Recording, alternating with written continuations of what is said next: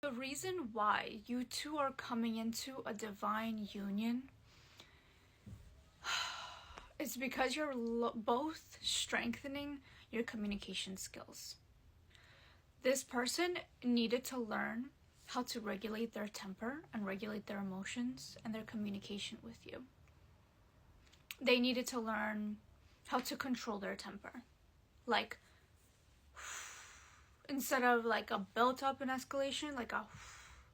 And you needed to learn how to express your needs and not automatically assume because you think something's off in the relationship, this relationship is not for you. Because no one showed you how to love before. Like, you may even come from a family that's toxic, okay?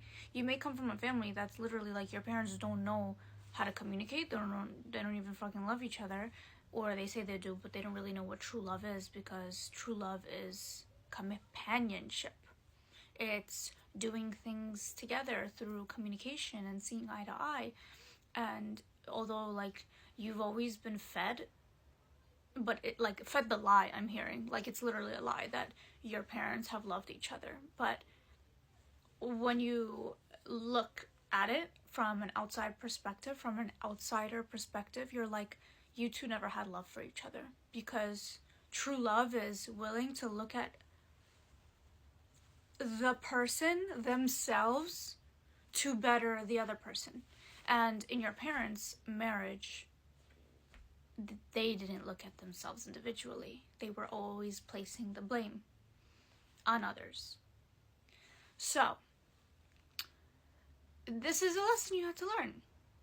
To not place the blame on others. And know that, trust, number one, that you have someone that loves you actually. And you're worthy of this love. Number one, trust that. And then number two, you have certain needs, and throughout the relationship, your needs will change. That's okay. And throughout the relationship, as your needs change, you need to communicate them. First, you need to understand what those needs are, and then communicate them, and that's okay. And because you trust and you know that this person loves you, if you come up to them and communicate your needs and say, hey, this is not working out for me. Like, I have dealt with this for 1 to 2 years, and now I realize that I need something else. I need something more from you. And this is serious. This is becoming my non-negotiable, or else we won't work out. And that person will actually say, hey, you know what? I realize I can be better, do better, or do this. If this is your non-negotiable, because I respect you and love you, I will provide this. They either have the ability to provide it for you, or they don't. So, this is a union that, like, they are not giving up.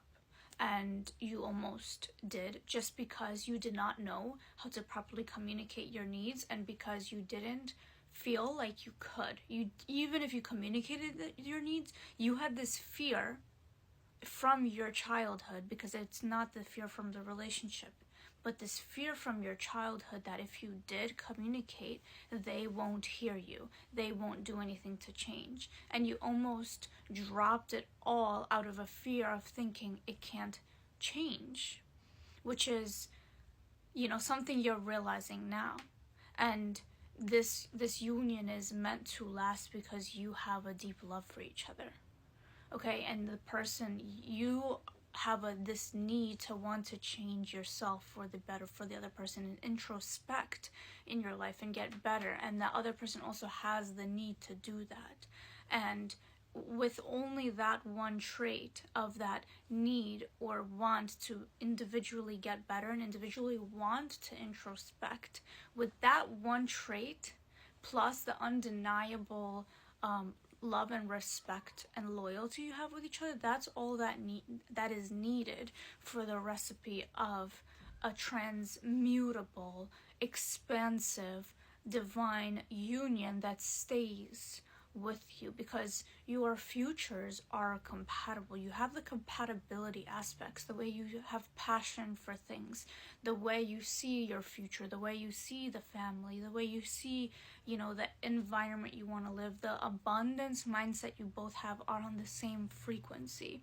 The only thing that was a little mishap that you had to go over was this communication thing. For them, it was, being able to feel safe in calmly expressing their emotions, and for you, it was be able to feel safe to actually express your emotions, knowing that the other person will respect and hear you out. I'm seeing like you may have been closed off, shunned, like witch wounds. I'm seeing, you were spoken before and you have been shut down again and again and again, and it's like this closing, like the seal around your throat happened, where you don't feel comfortable to express your needs, and this relationship is teaching you that it's safe, and that somebody who deeply loves you, who respects you and is worth your energy, is going to actually listen and take action on the things that you say, because they matter. So you're overcoming this deep wound of feeling abandoned, of feeling not heard, of feeling like your words don't matter and your emotions don't matter, and your feelings are, they're just little girlish, and you're realizing you're maturing into that woman self. You're graduating from the virgin to the maiden, and from the maiden to the wise woman, the crone. So you're transitioning into being able to understand yourself more, understand the world more, and be comfortable in your expression, and be comfortable in your sophistication in the language you use, and the psychological agenda and psychological story that's playing out in your head. You're confident in your sophistication of the story that's playing out in your head, because you're able to see multiple perspectives and you come to a logical conclusion using your intuition, and it's the beautiful balance of both. So your confidence is intertwining with the relationship that's teaching you how to really be comfortable in your communication.